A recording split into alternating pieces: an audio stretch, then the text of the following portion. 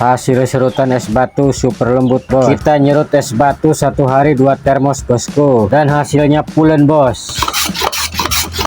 Oke bos, jumpa lagi di channel saya Jelajah Rasa Bang Ipong. Kali ini kita akan tutorial cara nyerut es doger bosku, dan bahan-bahan apa saja yang saya gunakan bos. Dan untuk video cara pembuatan es dogernya itu nanti di part 2 nya ya. Kita proses penyerutannya aja dulu. Oke lanjut, pertama kalian tuangkan sedikit dulu adonannya ya, kemudian lanjut serut es batunya ya. Oh ya, ini es batunya harus benar-benar beku ya, agar hasilnya itu lebih lembut, dan es batunya juga jangan sampai patah-patah ya. Oke, jika hasil serutan es batunya sudah agak lumayan banyak, kita aduk-aduk dulu sampai merata bosku ya. Sampai merata, jangan sampai ada yang putih-putih bos. Dan jika sekiranya sudah merata, kita bikin lubang dulu. Fungsinya itu agar adonan yang di bawah itu tercampur merata sampai ke atas bos, karena terkadang di bawah itu menggumpal adonannya. Kalau adonannya menggumpal di bawah, otomatis cepat cairnya bosku. Nah, jika sekiranya sudah nggak ada lagi gumpalannya, kita langsung serut lagi es batunya bosku. Nah, buat kalian pasti ada yang bertanya, kenapa bang nggak pakai mixer bor aja biar cepet ngaduknya? Saya pernah nyoba pakai itu, tapi termosnya yang kalah bos. Udah beli mahal-mahal adukannya yang stainless di online, tapi tetap kita nggak cocok. Kembali lagi ke manual bosku. Nah, jika sudah penuh kayak gini, kita lanjut masukin lagi adonannya sedikit-sedikit bosku. Lalu kita aduk lagi, padatkan sampai padat biar tidak mencair.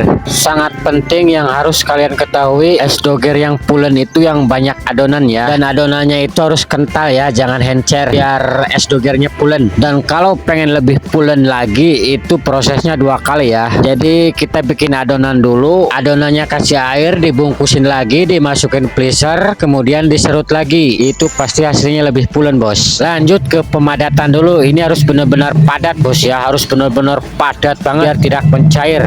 Harus tenaga kita harus sepol ini waktu pemadatan bos. Oh ya, untuk pewarna kita pakai R dan W yang merah muda ya bosku. Saya pernah pakai pasta yang es doger nggak cocok bos. Pernah juga yang es strawberry nggak cocok, merahnya terlalu merah gelap. Kalau R dan W itu cocok, merahnya itu terang. Dan untuk adonan 1 ember yang kayak tadi saya itu jadi 2 termos bos ya. Dan untuk di adonan saya kasih susu 2 kaleng bos, biar manisnya pas legit bos.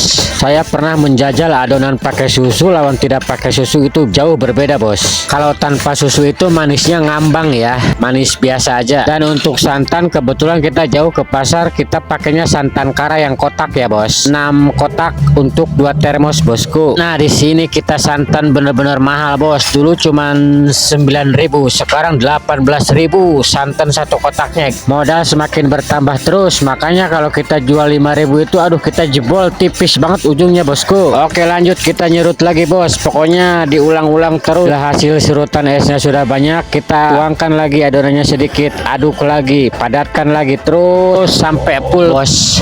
Oh ya, ini itu termosnya yang ukuran paling besar bos ya. Jadi kalau termos ukuran besar itu kalau benar-benar padat, kita bawanya itu jadi 150 cup bosku ya. Kadang bisa nyampe 180, tergantung cara kita melayani di lapangannya bosku. Kalau pengen banyak untungnya, topping rotinya itu harus dibanyakin bos. Kalau topping rotinya dibanyakin, otomatis irit esnya bos. Untuk roti saya kalau habis 1 termos besar itu 6 bungkus ya bosku, kadang 7 bungkus. Dan alhamdulillah saya di sini di Kalimantan Selatan itu sudah 15 tahun bos. Dulu saya di Kalbar di Pontianak 3 tahun ikut saudara, dan udah bisa carikan lokasi sama paman saya. Alhamdulillah berjalan sampai sekarang ya bos. Nah, selesai kita bikinnya yang 1 termos besar bos. Kita lanjut proses penyerutan kedua termos bos. Oh ya, bila ada yang nanyain, ini tuh aku 2 termos itu buat 1 yang di terminal, yang 1 yang di depan rumah ya bos. Karena saya di sini itu pakai karyawan lokal ya, jadi dia itu cuman ngedorong sampai ngejagain. Kalau nyerut saya keduanya ya bos. Berhubung videonya terlalu panjang, oke sekian dulu dan terima kasih. Semoga bermanfaat, semoga kalian sehat selalu, dimurahkan rezekinya, panjang umur, amin. Nantikan di video berikutnya cara membuat adonan es doger. Oke bosku, terima kasih sudah menonton.